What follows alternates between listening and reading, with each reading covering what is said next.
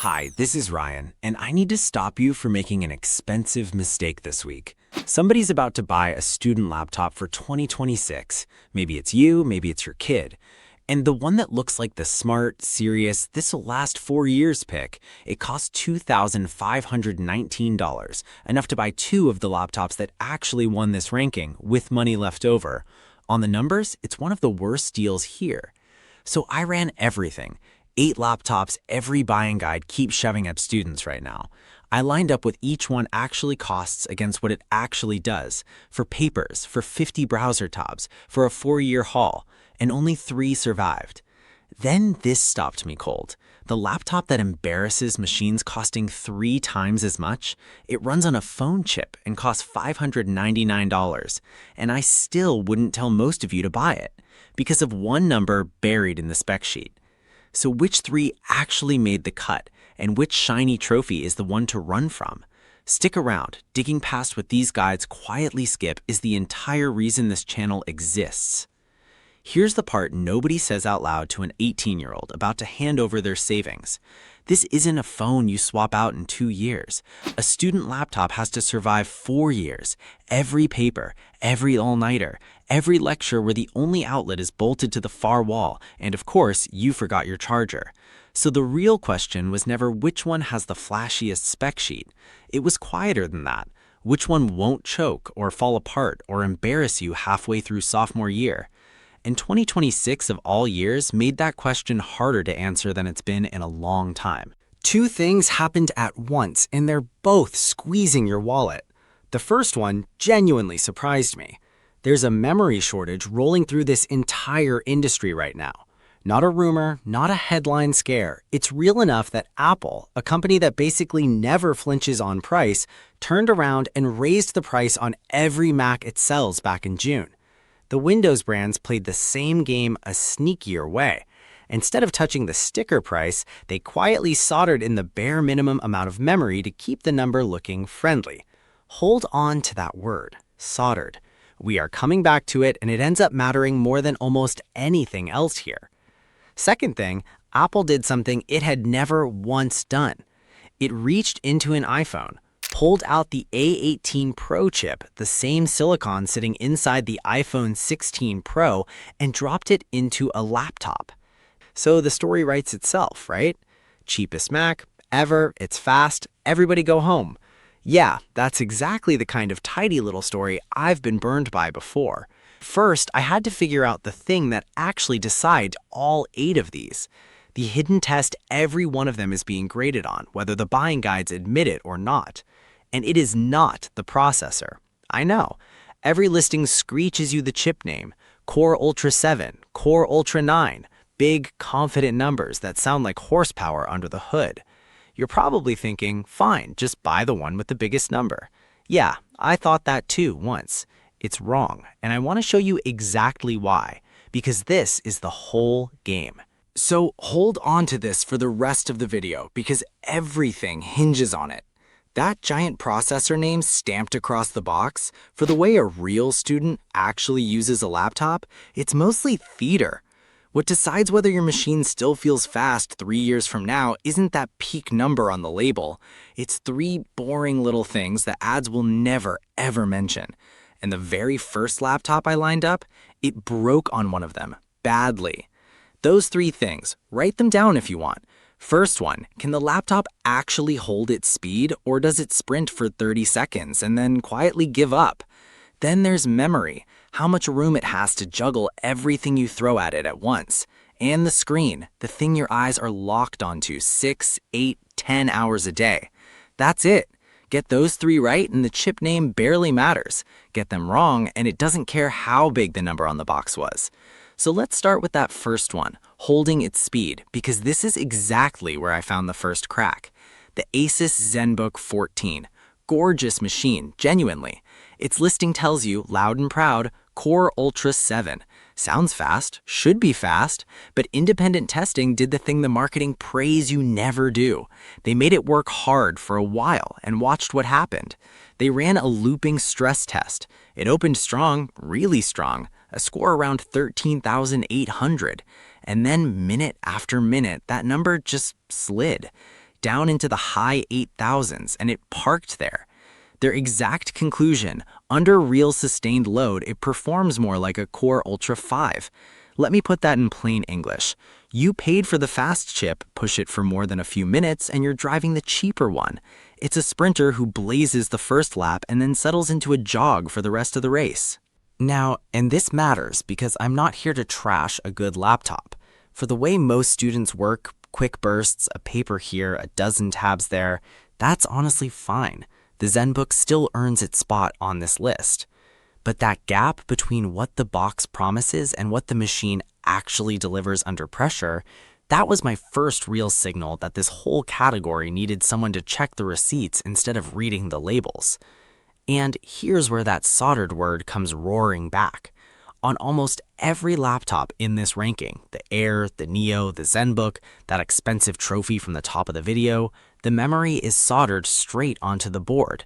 You cannot add more later, not for any price. So the amount you pick on the day you buy is the amount you're stuck with for all 4 years. That one checkout decision quietly sets the expiration date on the entire machine, and nobody at the store is going to warn you about it. So that's the setup.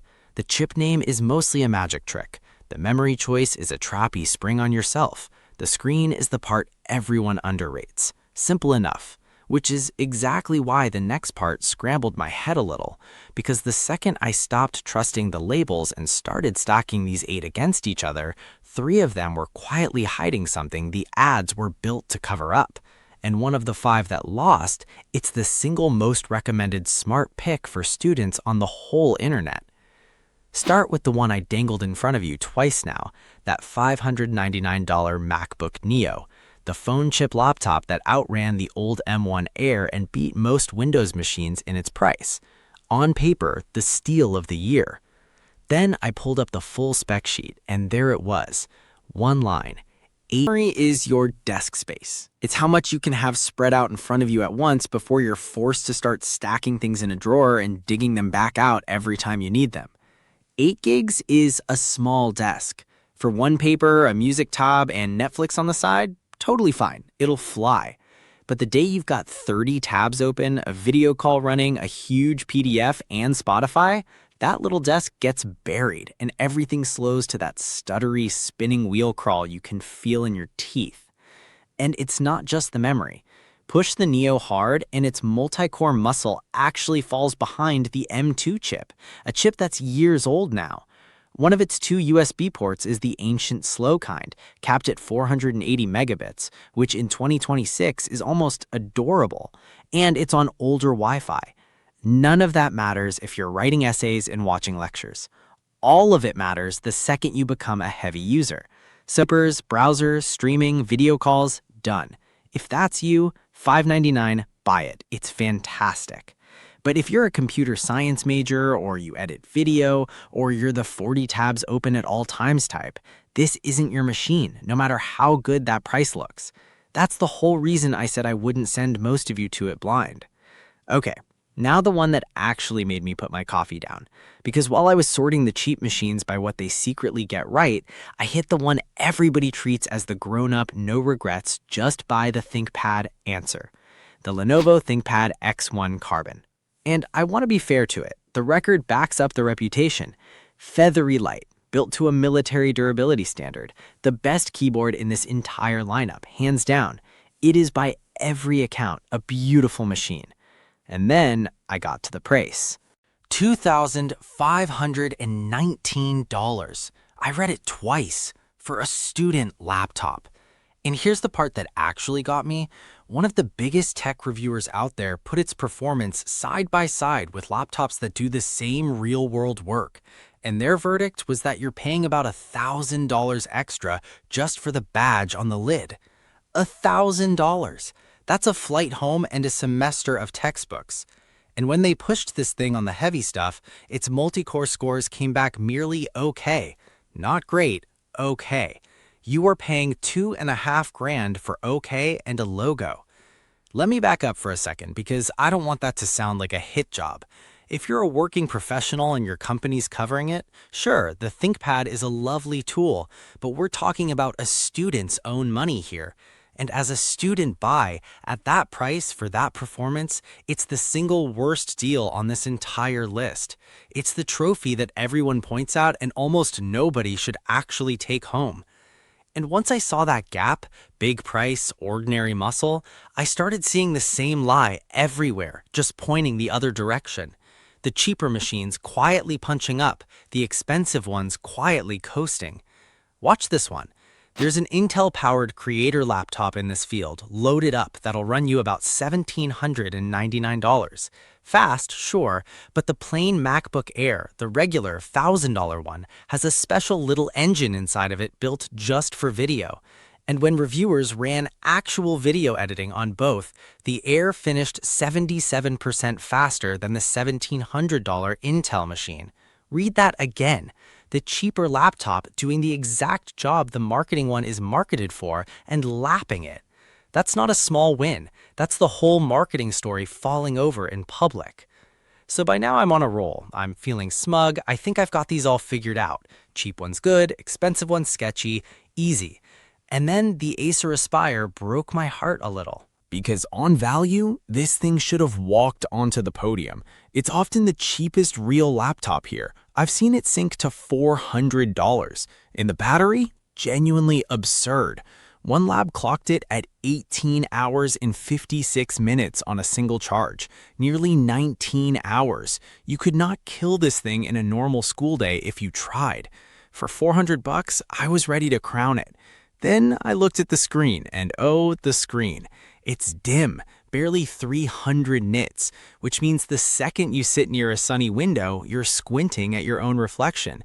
And the color is genuinely rough. It covers only about 63% of the basic color range, which in plain terms means everything looks a little washed out, a little gray, a little sad.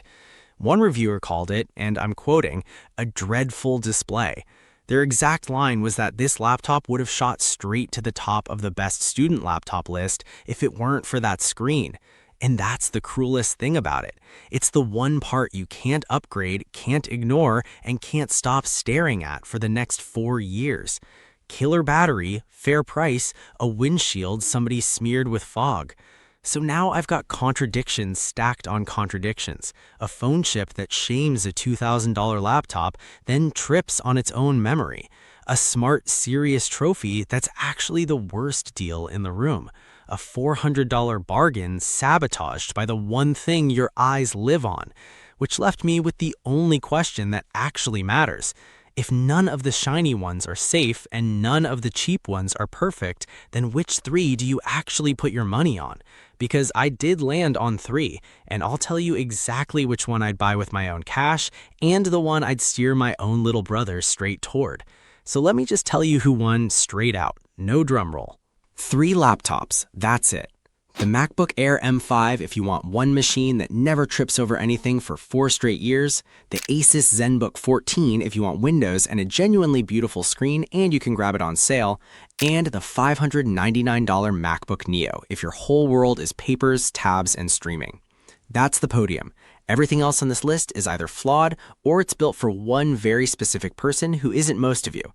Now let me show you which one is which so you know exactly where you fit. Start at the top, because the MacBook Air M5 is the closest thing to a no-brainer I found in this entire pile, and I went in skeptical. $1,099 is real money, but nothing about it is a trap. The battery, in independent testing, ran 15 to 16 and a half hours of actual web use. That's not leave it 100 dead by lunch, that's leave the charger in the drawer and forget it exists. It's dead silent, no fan, nothing to worry you in a quiet library. Its screen is sharp and its color is accurate, so you're not staring at fog. And that little video engine we talked about lapped a $1,700 rival at editing.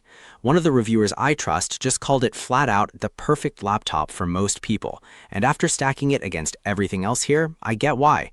Is it flawless? No. The screen refreshes at 60 times a second, which is a little dated at this price, and there are only 2 ports, but those are nitpicks. There is no landmine hiding in this one, and that's rarer than it should be. Now, if the word Mac makes your skin itch, you want Windows, you're staying Windows, the Zenbook 14 is your pick. And I mean that with a real caveat attached. Remember the throttling, the sprinter who slows to a jog? That's real. Push it hard for a long time and it backs off, but for the bursty way a normal student actually works, it barely shows up. What you get instead is that gorgeous screen, a proper, rich, deep color panel that makes the Aspires look like a photocopy.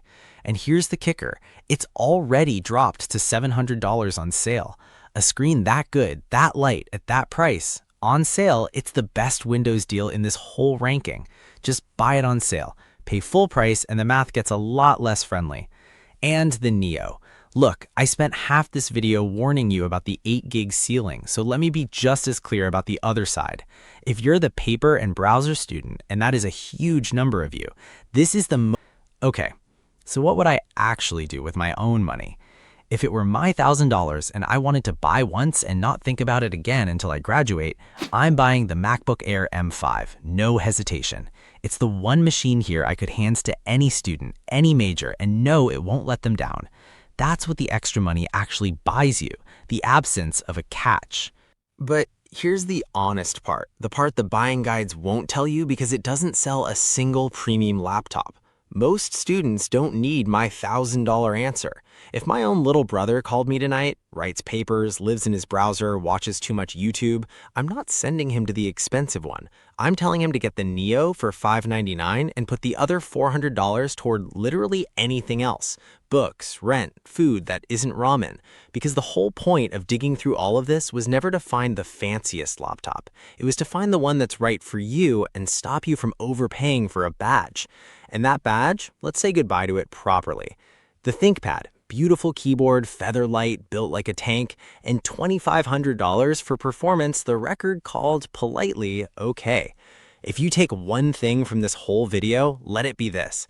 The laptop that looks like the safe, serious, grown-up choice is the one deal here I'd actively run from. Safe-looking and smart money are not the same thing. They almost never are. And on timing, normal years I'd tell you to wait for a back-to-school or Black Friday sale. This year's weird. That shortage is nudging prices up, not down. So a great price sitting in front of you right now might not come back cheaper. If you see the deal and it's the right machine, don't get cute waiting for a sale that may never show. So that's the whole thing, receipts and all. 3 laptops worth your money. The Air if you want zero compromises, the Zenbook if you want Windows on sale, the Neo if you're keeping it simple and smart, and one very shiny trophy to walk right past. If this saved you from an expensive mistake or saved you $400, that's the entire reason I do this, and it's the reason to stick around, because I tear into the next product the exact same way. Now I actually want to hear from you. Which one of these 3 fits your life? And what's the laptop you almost bought before you saw something that stopped you? Tell me down in the comments. I read them.